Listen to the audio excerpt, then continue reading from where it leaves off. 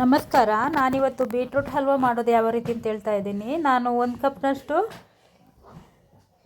Beetroot ಮತ್ತು 1 ಕಪ್ನಷ್ಟು cornflour ಮತ್ತು 1 ಕಪ್ನಷ್ಟು ಬೆಲ್ಲ ತಗೊಂಡಿದ್ದೀನಿ. ಇವಾಗ ಬೀಟ್ರೂಟ್ನ ಮಿಕ್ಸಿ ಜಾರ್ಗೆ ಹಾಕ್ಕೊಂಡು ಪೇಸ್ಟ್ ಮಾಡ್ಕೋಬೇಕು.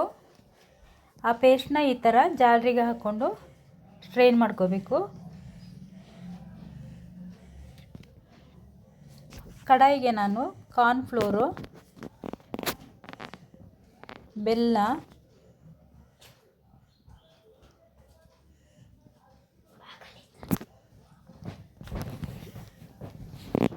ಮತ್ತು ಬೀಟ್ರೂಟು ನಾನು 1 ಕಪ್ ತಗೊಂಡಿದ್ನಲ್ಲ ಅದರ 2ರಷ್ಟು ನೀರು, ಅಂದರೆ 3 ಕಪ್ನಷ್ಟು ನೀರು ತಗೊಂಡಿದ್ದೀನಿ.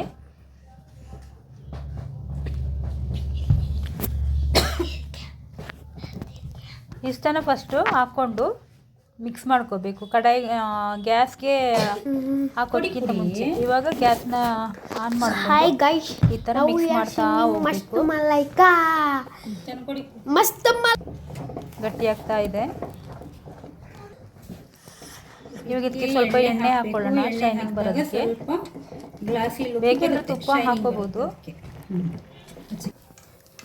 ಕೊನೆಗೆ ಡ್ರೈ ಫ್ರೂಟ್ಸ್ ಕಟ್ ಮಾಡ್ಕೊಂಡು ಈ ಥರ ಹಾಕ್ಕೊಂಡು ಚೆನ್ನಾಗಿ ಮಿಕ್ಸ್ ಮಾಡಬೇಕು. ನೋಡಿ ಇವಾಗ ತಳ ಹಿಡಿತಾ ಬಿಡ್ತಾ ಇದೆ. ಬಣ್ಣ ಬಣ್ಣ ಇರ್ತಿದೆ. ಇವಾಗ ಇದು ರೆಡಿ ಆಗಿದೆ. Tata, see you, goodbye. ಆಗುತ್ತದೆ. ಇವಾಗ ಎಳ್ಳು ಸವರಿರೋ ಪ್ಲೇಟ್ಗೆ ಹಾಕ್ಕೊಂಡು ಒಂದು 15ರಿಂದ 20 ನಿಮಿಷ ಬಿಟ್ಟರೆ ತಣ್ಣಗಾದ್ಮೇಲೆ ಈ ಥರ ಕಟ್ ಮಾಡಬೇಕು. ಪ್ರೆಸ್ ಮಾಡಿ ಆಫ್ ಮಾಡಿ. ನೋಡಿ ಎಷ್ಟು ಚೆನ್ನಾಗಾಗಿದೆ. ಹೆಲ್ದಿ ಆಗಿರೋಂಥ ಬೀಟ್ರೂಟ್ ಹಲ್ವಾ ರೆಡಿ ಆಗಿದೆ. ಈ ವಿಡಿಯೋ ಇಷ್ಟ ಆಗಿದ್ದಲ್ಲಿ ಲೈಕ್ ಮಾಡಿ, ಶೇರ್ ಮಾಡಿ, ಸಬ್ಸ್ಕ್ರೈಬ್ ಮಾಡಿ. ಹಾಗೆ ಬೆಲ್ ಐಕಾನ್ನ ಪ್ರೆಸ್ ಮಾಡೋದನ್ನ ಮರಿಬೇಡಿ. Thank you for watching.